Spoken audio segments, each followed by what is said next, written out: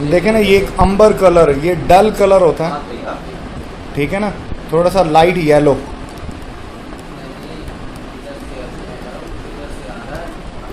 Fluid जो कि slightly acidic होता है, ठीक है ना। और ये आप जानते हो कि किडनी से जो है ये यूरिन रिलीज होता है। वॉल्यूम जो होता है बेटा नॉर्मल एडल्ट के अंदर ये 1000 to 2000 ml होता है, नॉर्मल एडल्ट में ये होता है, ठीक है ना। आमतौर पर इसकी क्वांटिटी कम भी हो सकती है, ज़्यादा भी हो सकती है, लेकिन उसमें कोई ना कोई इशू होता है। नॉर्मली ये होता है एडल्ट में। कलर देखो, जैसे अभी मैंने कहा था ना कि पेल येलो कलर होता है, जिसको आप अंबर कलर भी बोलते हो। पेल येलो कलर का मतलब यही लाइट येलो कलर है। ये कलर जो है बेटा वो इसका पाया जाता है।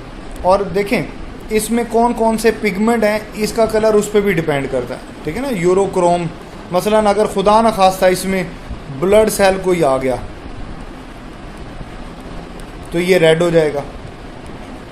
इसमें यूरिया की क्वांटिटी बढ़ गई, जितनी यूरिया बढ़ता जाएगा उतना इसका येलो कलर जो है बेटा वो इंक्रीज हो जाएगा। जितना यूरिया पानी कम और यूरिया ज़्यादा होता जाएगा ना तो उसका येलो कलर भी बढ़ता जाएगा, ठीक है ना। पीप आ गए ना, पस आ जाए तो ये पस जो है ये वाइट होती है, ये वाली वाइट कलर हो जाएगा। वाइट कलर के ज़र्रात जो हैं वो इसमें दिखाई देते हैं, ठीक हो गया। पीएच जैसे मैंने अभी आपने पढ़ा कि ये स्लाइटली एसिडिक है, ठीक है ना। 7 से कम होती है पीएच, 7 से कम हो तो आपको मैंने पढ़ाया हुआ है कि वो एसिडिक हो जाती है, ठीक हो गया। और रिएक्शन देन एसिडिक। फिर आ जाता है नॉर्मल कॉन्स्टिट्यूएंट्स। कॉन्स्टिट्यूएंट्स बोलते हैं हिस्सों को, हिस्से। नॉर्मल हिस्से कौन कौन से हैं इसके, देखें यूरिया, ये इसका यूरिक एसिड और अमोनिया ये मेन वेस्ट हैं।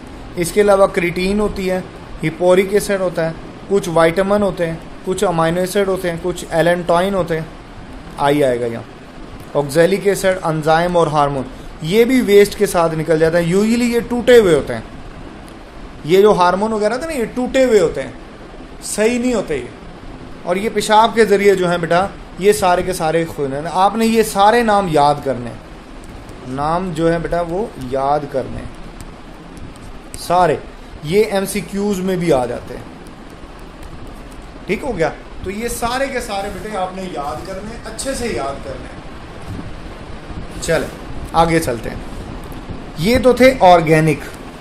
ऑर्गेनिक आपको पता, मैंने आपको बताया हुआ कि ऑर्गेनिक कौन से होते हैं। ये होते हैं जिसमें कार्बन और हाइड्रोजन दोनों होती हैं।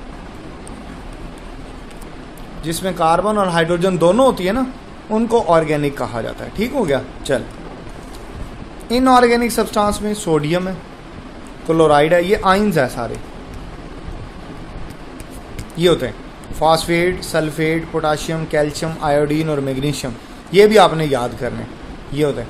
एबनॉर्मल कॉन्स्टिट्यूएंट कौन से हैं, मसलन अगर प्रोटीन आ रही है इसका मतलब यूरिन सही नहीं बन रहा। बड़ी प्रोटीन आ रही है जैसे एल्ब्यूमिन है, ग्लोबुलिन है, ये आ रही है ना, इसका मतलब ये काम ठीक नहीं हो रहा, यूरिन सही से फिल्टर नहीं करता, गुर्दे सही से काम नहीं कर रहे, गुर्दे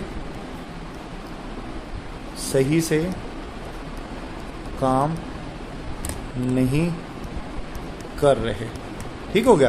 तो इसका मतलब ये होता है। ब्लड आ रहा है, आरबीसी या डब्ल्यूबीसी आ रहे हैं, ग्लूकोज खुराक के ज़रात आ रहे हैं जैसे ग्लूकोज, फ्रक्टोज, ये शुगर के मरीज़ में ऐसा होता है कि पेशाब में ग्लूकोज वगैरह आता है, ठीक है ना, शुगर के मरीज़ में ऐसा होता है। बस ब्लड आ रहा है, इसका मतलब यह है कि कोई ज़ख़म है, ज़ख़म है पेशाब की नाली में, है ना। जब पेशाब की नाली में कोई ज़ख़म होगा तब आएगा ब्लड। कीटोन बॉडीज़ ये भी शुगर में होती है, ठीक है ना। पिगमेंट आएंगे, कास्ट, पस, रीनल कैनिकुली, ये ना ये जो स्टोन होता है किडनी स्टोन, ये उसके हिस्से होते हैं। पिगमेंट में बिलिरुबिन है, 4 5, ये भी नाम याद करने हैं। माइक्रोब्स हैं, कोई बैक्टीरिया वगैरह, वायरस भी हो सकता है कोई, ये भी पेशाब की तरह है, तो गंदी चीज़ होती है ये। यूरिन फार्मेशन बेटे मैं बता चुका हूँ, पहले ही बता चुका हूँ, ये सारा मैंने आपको यूरिन फार्मेशन एक्सप्लेन कर दिया। आज आपने यही याद करना है, बस आज आपने यही याद करना है, यही आपकी, इसको लिखना है कंपोजिशन को, ये याद करने वाला काम है, ये इतना पढ़ाने वाला काम नहीं था, बट ये याद करने वाला काम ज़रूर है। MCQs हैं, शॉर्ट क्वेश्चंस हैं इसके अंदर से, ठीक है ना। तो ये सारा आपने जो है वो लाजमी प्रिपेयर करना है। अगर कोई जहन में कोई कन्फ्यूजन है तो बताएं।